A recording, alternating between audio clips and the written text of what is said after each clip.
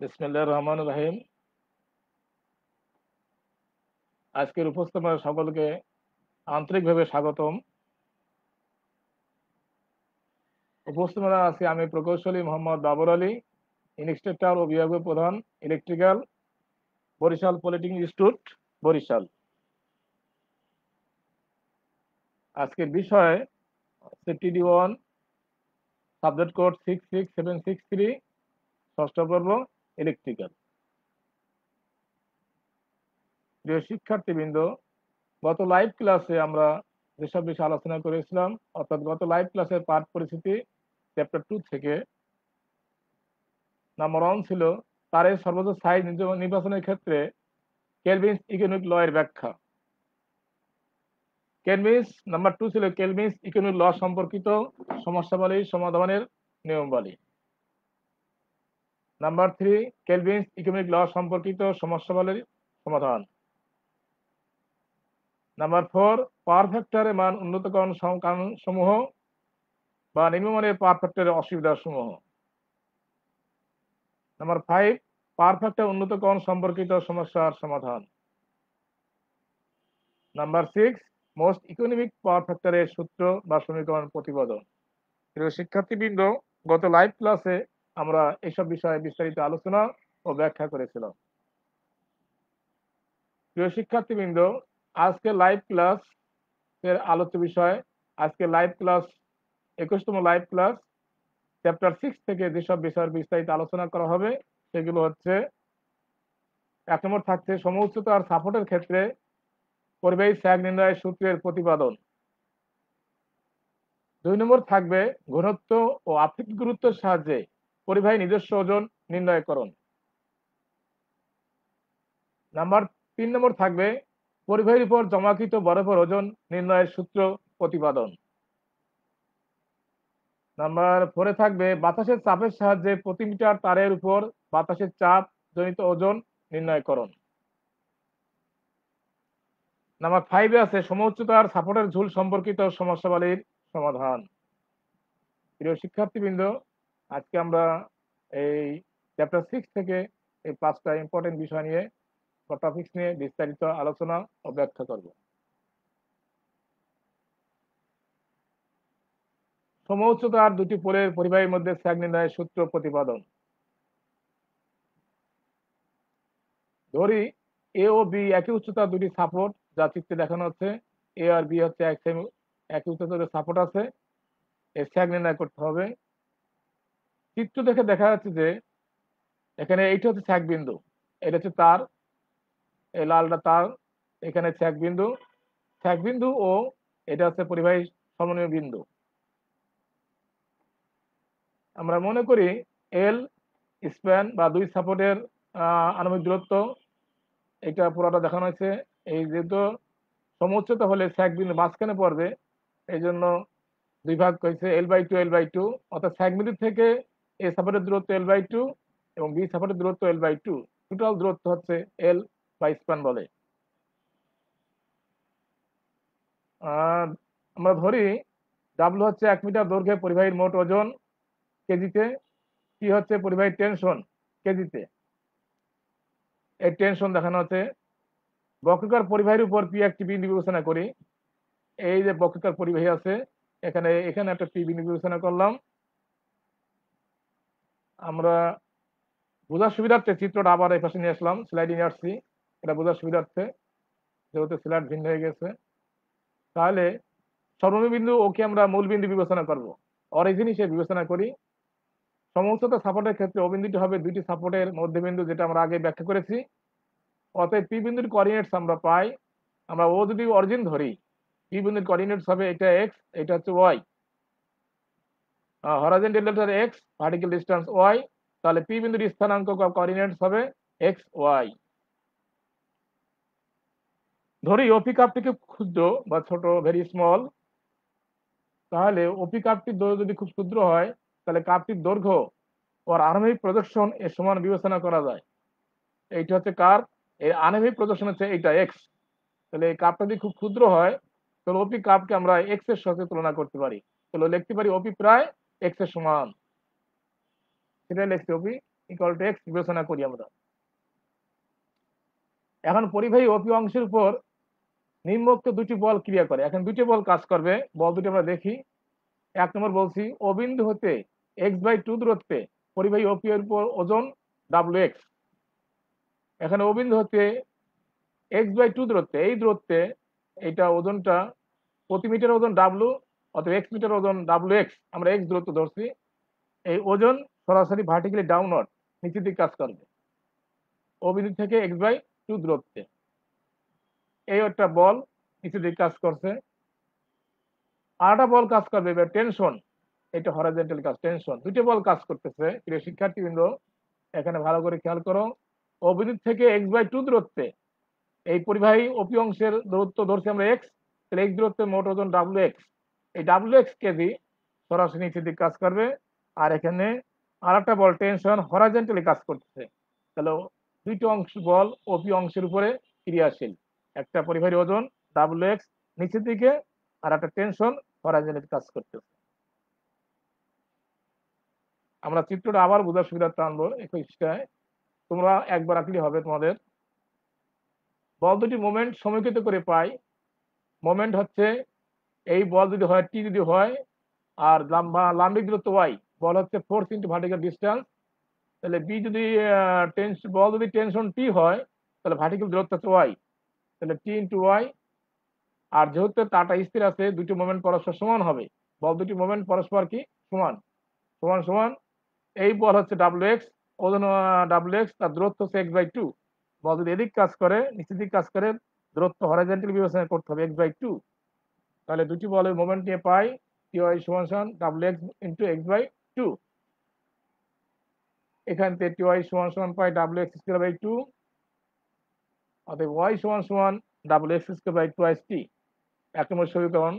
চিত্র থেকে দেখা যাচ্ছে যে y হচ্ছে পি বিন্দুতে স্যাক, এই মোট তার এই তারটার পি বিন্দু স্যাক, এটা স্যাক বিন্দু। এই স্যাক বিন্দু যদি ভাবে পি বিন্দু স্যাক নির্বাচন করি, তাহলে পি বিন্দু স্যাক পাই ওয়াই। আমাদের বের করতে হবে এ বিন্দু অথবা বি বিন্দুর স্যাক, যেহেতু সমউচ্চতা উভয়ের পাশে স্যাক সমান হবে এস। তাহলে আমরা চিত্র থেকে পাই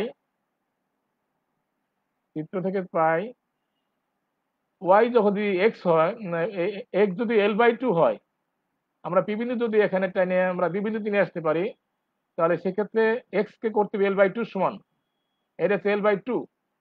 তাহলে এক্স যদি পি কে যদি বি বিন্দুতে আসে, তাহলে এক্স হবে L/2, তখন ওয়াই হবে এস এর সমান। সেক্ষেত্রে বলছি আমি এক্স সমান সমান L/2 হলে আর ওয়াই সমান সমান এস হবে।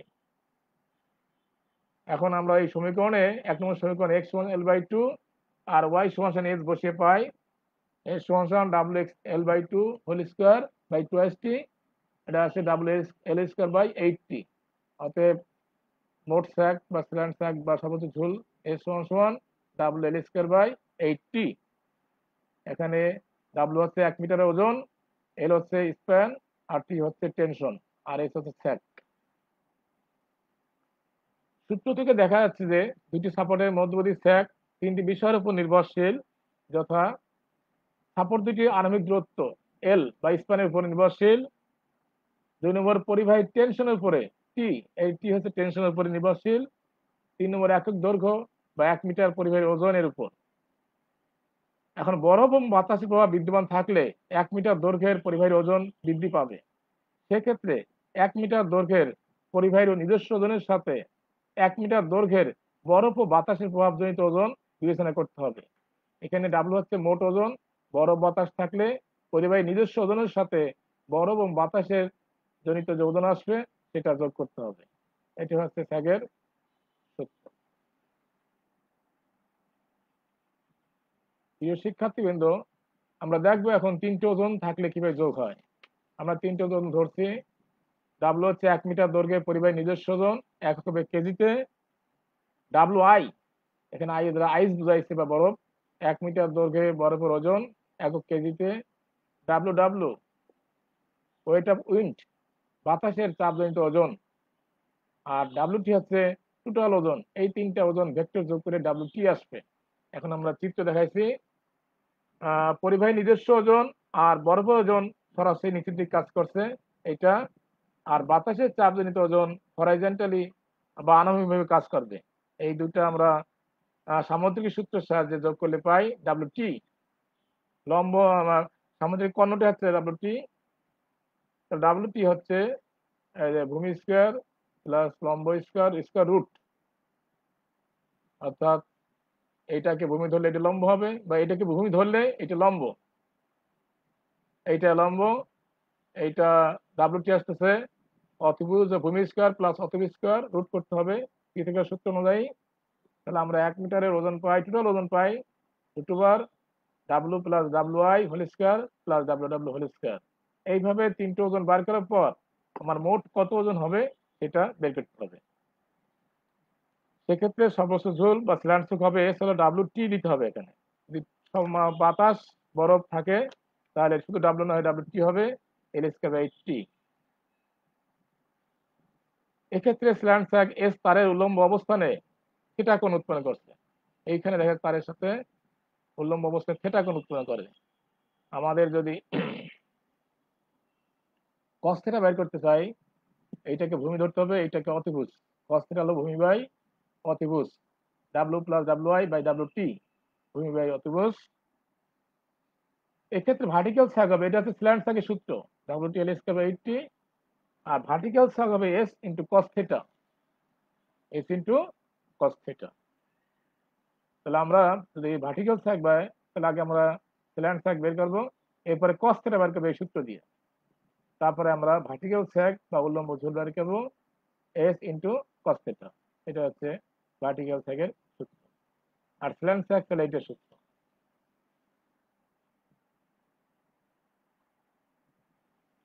প্রিয় শিক্ষার্থীবৃন্দ, এখন আমরা আলোচনা করব পরিবাহীর যদি ওজন সরাসরি না থাকে, ঘনত্ব থাকে বা আপেক্ষিক গুরুত্ব থাকে, তাহলে কিভাবে ওজন বের করতে হয় সেটাই লিখছি আমি হেডলাইনে। পরিবাহীর ঘনত্ব এবং আপেক্ষিক গুরুত্বের সাহায্যে পরিবাহীর নিজস্ব ওজন নির্ণয়ের সূত্র। আমরা জানি 1 মিটার দৈর্ঘ্যে পরিবাহীর ওজনের ওজন ডাব্লু। যদি ঘনত্ব থাকে, ঘনত্ব হবে, তাহলে ঘনত্বের সাহায্যে 1 মিটার ওজন হবে পরিবাহীগত ঘনত্ব ইন্টু 1 মিটার দৈর্ঘ্যে পরিবাহীর আয়তন। তাহলে আমাদের 1 মিটার দৈর্ঘ্যের আয়তন বের করতে হবে ঘনত্ব থাকলে।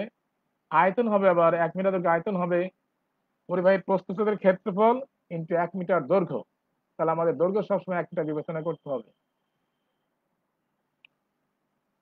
যদি ঘনত্ব না থাকে, আপেক্ষিক গুরুত্ব থাকে, তাহলে আপেক্ষিক গুরুত্বের সাথে পানির ঘনত্ব গুণ করতে হবে, গুণ করে পরিবাহীর ঘনত্ব বের করতে হবে, এরপর আবার উপরে সূত্র প্রয়োগ করতে হবে। তাহলে আমাদের আপেক্ষিক গুরুত্ব থাকলে আগে ঘনত্ব বের করতে হবে। ঘনত্ব বের করার সূত্র হচ্ছে পরিবাহীর আপেক্ষিক গুরুত্ব ইন্টু পানির ঘনত্ব। পানির ঘনত্ব আমাদের জানা আছে সিজিএস সিস্টেমে 1 গ্রাম পার সেন্টিমিটার কিউব, আর এমকেএস বা এসআই সিস্টেমে 1000 কেজি পার মিটার কিউব। এই দুইটা জায়গায় একটা লাগবে আমাদের।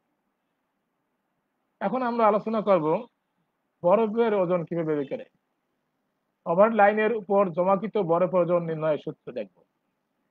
শীতপ্রধান দেশে ওভার লাইনের তারের উপর বাতাস বেশ বরফ জমে। এই বরফ ওজন কারণে এই পরিবাহের ওজন বৃদ্ধি পায়, স্যাগও বৃদ্ধি পায়।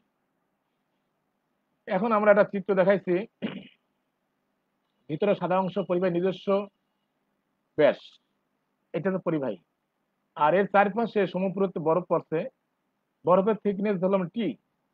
তাহলে শুধু পরিবাহীর ডায়ামিটার হচ্ছে ডি বা ব্যাস। আর বরফের যদি সমপুরত্ব পড়ে তাহলে এই পাশে টি হবে, এই পাশে টি হবে। তাহলে বরফ পড়ার জন্য ব্যাস হবে ডি প্লাস টোয়াইস টি। সেটা আমি লিখছি।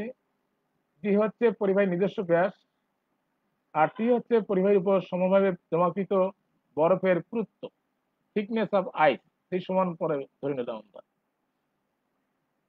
তাহলে বরফ ছাড়া পরিবাহী নিজস্ব ক্ষেত্রফল হবে পাই ডি স্কয়ার বাই 4 এত বর্গ একক। আর বরফ জমার কারণে এই ব্যাসটা টোয়াইস টি বৃদ্ধি পাবে, এ পাশে টি ও পাশে টি, তাহলে মোট ব্যাস হবে ডি প্লাস টোয়াইস টি। তাহলে বরফ সহ প্রস্তুত ক্ষেত্রফল পাই ডি প্লাস টোয়াইস টি হোল স্কয়ার 4 এত বর্গ একক। তাহলে আমরা দুটি ক্ষেত্রফল পেলাম, এইটা হচ্ছে পরিবাহী নিজস্ব প্রস্তুত ক্ষেত্রফল, এটা বরফ সহ ক্ষেত্রফল।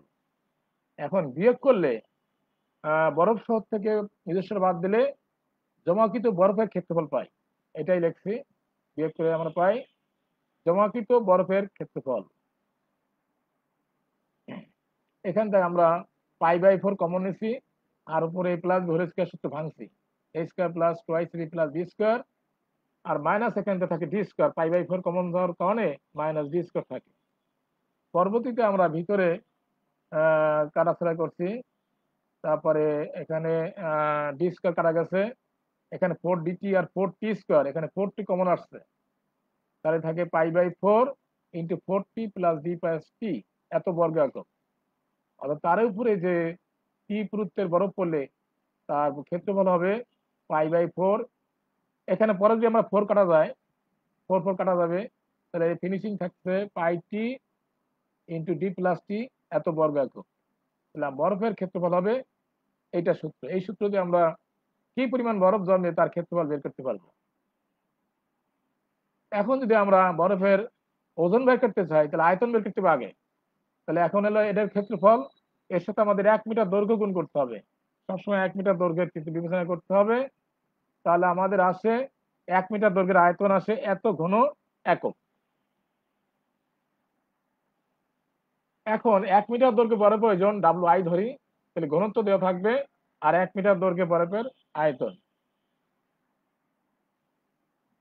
তাহলে WI হচ্ছে রো আই হচ্ছে, আমরা এখানে সরাসরি সূত্র বসালাম, রো আই বরফের ঘনত্ব, আর এইটা আমরা পাইছি আয়তন। তাহলে ঘনত্ব ইন্টু আয়তন গুণ করলে 1 মিটার দৈর্ঘ্যের বরফের আয়তন ওজন পাই। এখানে লিখছি রো আই বরফের ঘনত্ব একক আয়তনে ভর। তাহলে আমরা সরাসরি এই সূত্র দিয়ে আমরা বরফের ওজন বের করতে পারবো।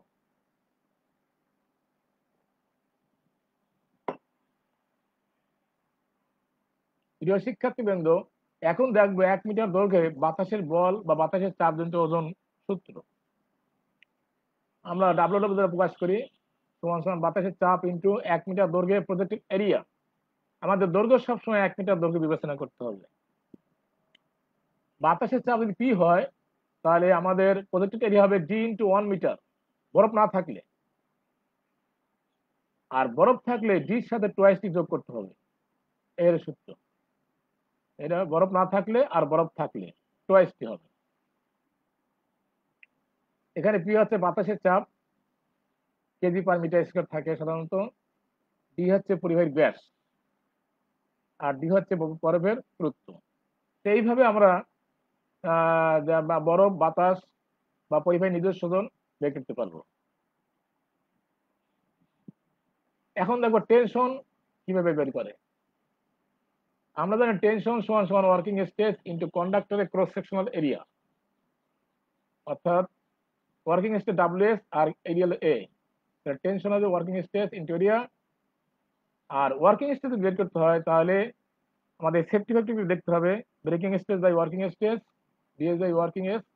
এখানে তো working stress BS by safety factor.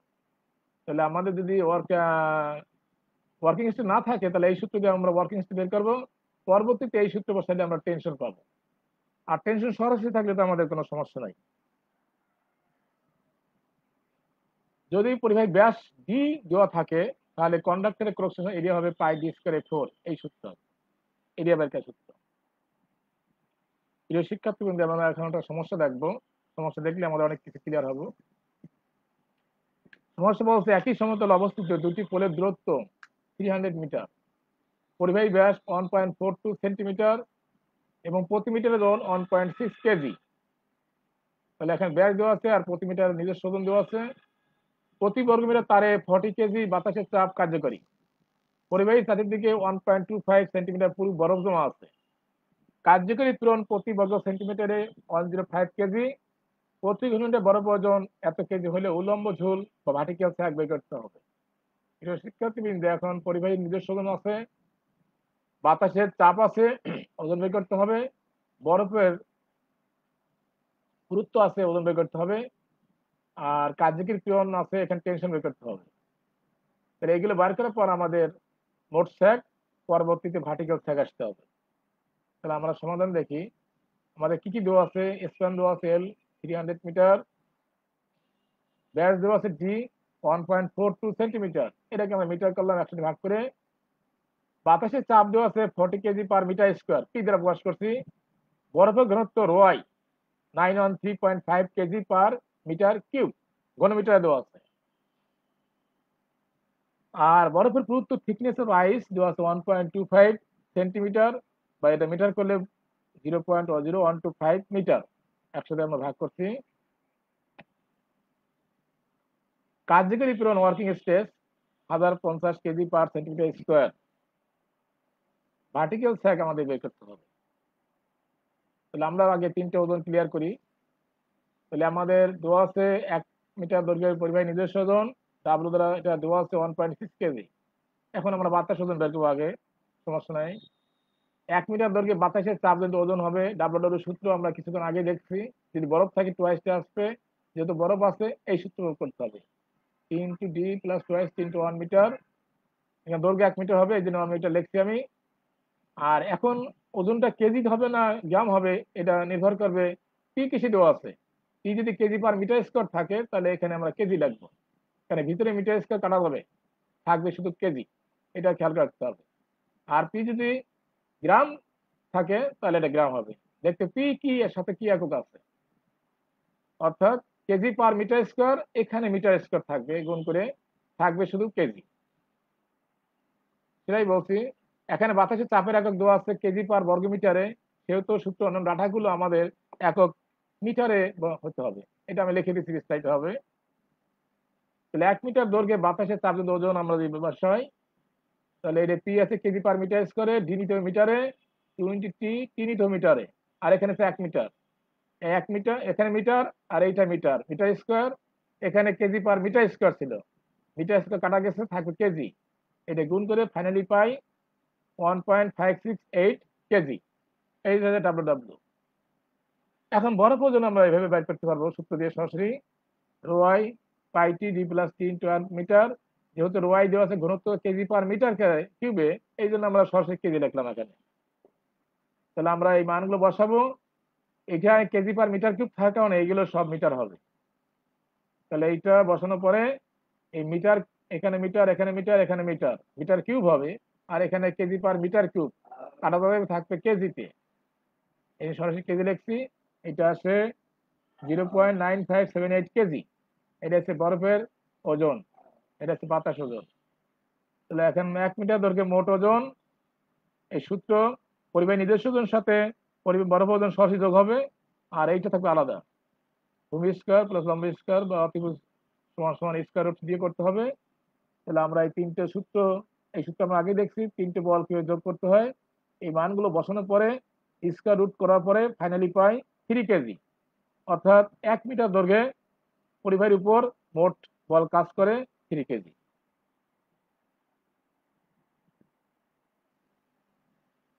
তারের আমাদের ব্যাস আছে, ক্ষেত্রফল নাই। তাহলে ক্ষেত্রফল হবে পাই ডি স্কোয়ার 4।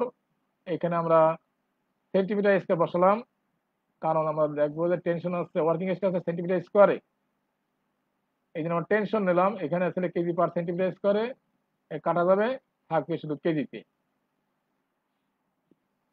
স্যাগ হচ্ছে 12 স্যাগ বা স্ল্যান্ড স্যাগ, ডাব্লিউটি এর স্কোয়ার 80, ডাব্লুর মান এল এর মান 8 ইন্টু টি মান বসানোর পর পাই 20.297 মিটার। এটা হচ্ছে স্ল্যান্ড স্যাগ বা সর্বোচ্চ ঝুল। এখানটা আমরা যে ভার্টিক্যাল স্যাগ বলে কস্টটা লাগবে, কস্টের সূত্র এটা, মান বসানোর পর কস্টের মান পাই 0.8526। উল্লম্ব চুল বা ভার্টিক্যাল স্যাগ হলো এস ইন্টু কস থিটা, এটা এস এর মান, আর কস থিটা মান বসানোর পরে গুণ করে পাই আমরা 17.3 মিটার। এটা ফাইনালি আনসার। অর্থাৎ ভার্টিক্যাল স্যাগ বা উল্লম্ব ঝুল হবে এত মিটার। আমরা আরেকটা অঙ্ক দেখবো, সমস্যা 2 নম্বর।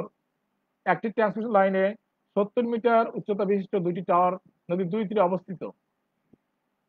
এর স্প্যান 300 মিটার, পরিবাহীর পীড়ন হচ্ছে এত কেজি, প্রস্থচ্ছেদের ক্ষেত্রফল এত বর্গ সেন্টিমিটার, পরিবাহীর ঘনত্ব 8.9 গ্রাম পার সেন্টিমিটার। স্টিংয়ের ঝুলন দৈর্ঘ্য 2 মিটার হলে মধ্যবিন্দুতে পানির উপরিভাগ হতে তার উচ্চতা কত হবে? সমাধান দেখি আমরা। স্প্যান দেওয়া আছে 300 মিটার, টেনশন দেওয়া আছে 1500 কেজি, ক্ষেত্রফল দেওয়া আছে 0.9 বর্গ সেন্টিমিটার, পদার্থ ঘনত্ব দেওয়া আছে 8.9 গ্রাম পার ঘন সেন্টিমিটার, স্টিং এর ঝুলন দৈর্ঘ্য 2 মিটার হলে মধ্যবিন্দুতে পানি উপরিভাগ হইতে তার উচ্চতা এইচ ইকুয়াল টু হট। সমাধান দেখি। এখন আমাদের 1 মিটার দৈর্ঘ্যের তারের ওজন আয়তন এ ইন্টু 1 মিটার, লেন্থ হবে 1 মিটার, যেহেতু এ দেওয়া আছে সেন্টিমিটার স্কোয়ারে, লেন্থ আমরা 1 মিটারকে সেন্টিমিটার করলাম, 90 সেন্টিমিটার কিউব পাই আয়তন। যেহেতু আমাদের পরিবেশ ঘনত্ব দেওয়া আছে এই জন্য আমাদের আয়তন লাগবে। ঘনত্ব দেওয়া আছে গ্রাম পার সেন্টিমিটার কিউবে, আয়তন বের করতে হবে সেন্টিমিটার কিউবে, যাতে পরবর্তীতে সেন্টিমিটার কিউব কাটা যায় থাকবে গ্রাম, এটা গুণ করে পাই 801 গ্রাম। আর এটাকে আমরা যদি কেজি করি, একে ভাগ করে 0.801 কেজি। প্রিয় শিক্ষার্থীবৃন্দ, এই আয়তন কোন এককে বের করতে হবে এটা খেয়াল করবা। ঘনত্ব কিসে দেওয়া আছে, ঘনত্বের সাথে কি একক দেওয়া আছে। এটা যদি সেন্টিমিটার কিউব হয় এই জন্য আয়তনটাকে সেন্টিমিটার কিউবে কনভার্ট করতে হবে। এটা যদি মিটার কিউব থাকতো তাহলে আমাদের এটা মিটার কিউব নিতে হতো, কারণ এখানে এটা কাটা যাবে। এই দুইটা সেম করতে হবে, এরপরে এইটা একক থাকবে। এটা কোনো ফ্যাক্টর না, মেন কথা চিন্তা করতে হবে এখানে পার সেন্টিমিটার কিউব আছে, এটা সেন্টিমিটার কিউব করতে হবে। আর এখানে মিটার কিউব থাকতো, এটা মিটার কিউব করতাম।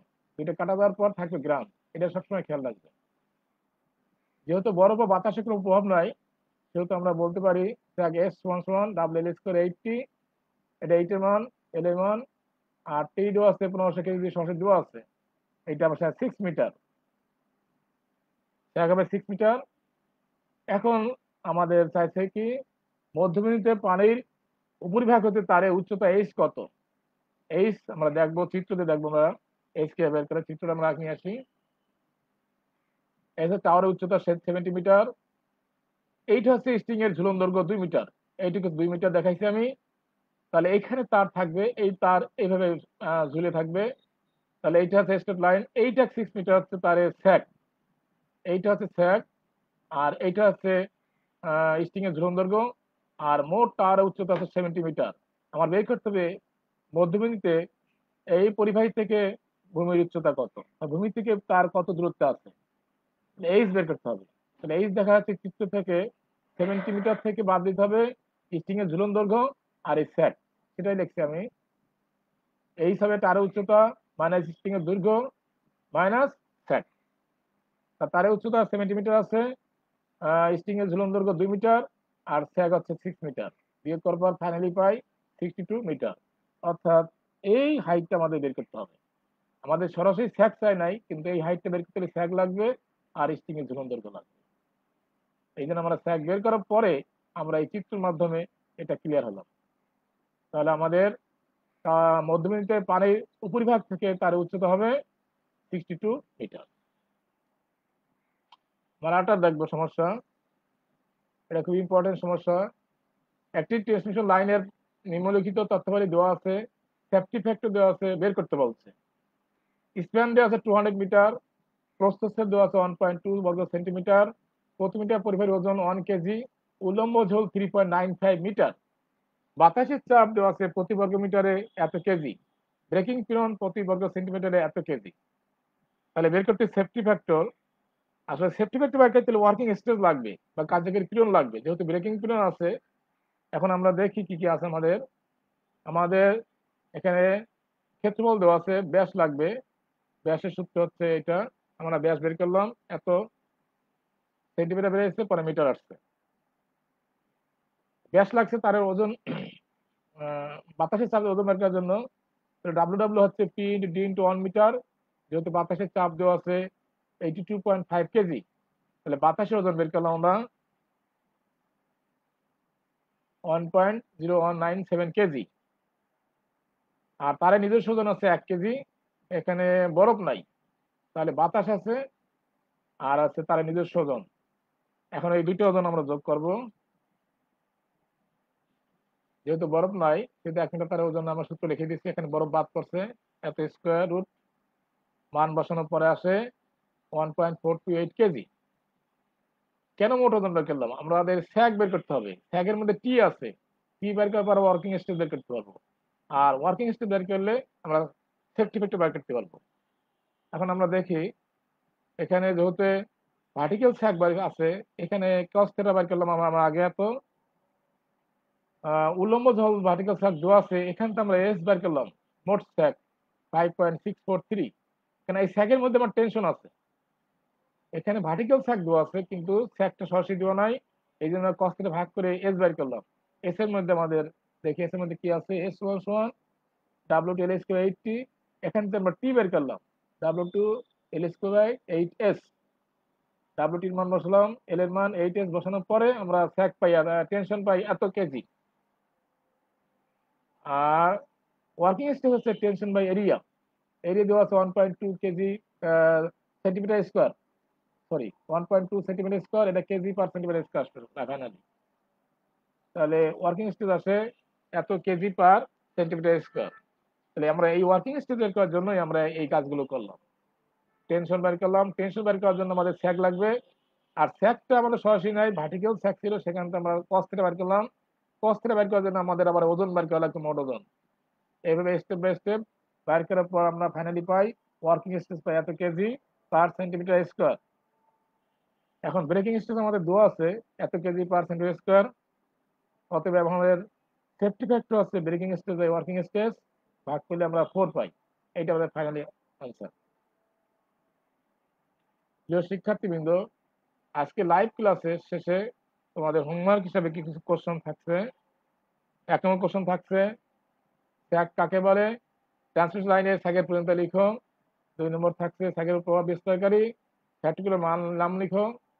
3 নম্বর প্রশ্ন থাকছে, এখানে একটা সমস্যা দিয়েছি আমরা, এটা 1 নদী 2 তীরে আনইকুয়াল হাইট একটা প্রবলেম দিয়েছি, এটা তোমরা স্যাকটা বাসায় বের করবে। এই মোটামুটি 3টা কোশ্চেন থাকছে, আর একটা সমস্যা থাকছে, এই স্যাকটা থাকবে আনইকুয়াল হাইটের স্যাক বের করতে বলছে। প্রিয় শিক্ষার্থীবৃন্দ, আগামী লাইভ ক্লাস আমরা চ্যাপ্টার 8 থেকে এইগুলো পড়াবো। 1 নম্বর পড়াবো সাসপেনশন ইনস্ট্রুমেন্টের বিভিন্ন ডিস্ক বা ইউনিটের আড়াই ভোল্টেজের ডিসপ্লেসমেন্ট বিভাজন কি হয় কেন। 2 নম্বর স্ট্রিং দক্ষতার পদ্ধতি সমূহের ব্যাখ্যা।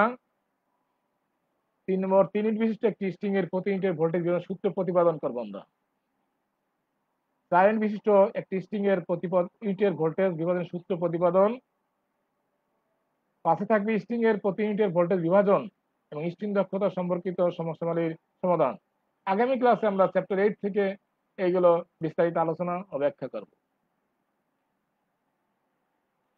প্রিয় শিক্ষার্থীবৃন্দ, আগামী লাইভ ক্লাসে তোমাদের সকলকে সচেষ্ট অংশগ্রহণ করার জন্য আশা করি, কামনা করি। ততদিন আমাদের সবাই, মহান রব্বুল আলামিন আমাদের সবাইকে সুস্থ রাখুন, ভালো রাখুন, এই কামনা করে আজকের মতো এখানে শেষ করছি। আল্লাহ হাফেজ।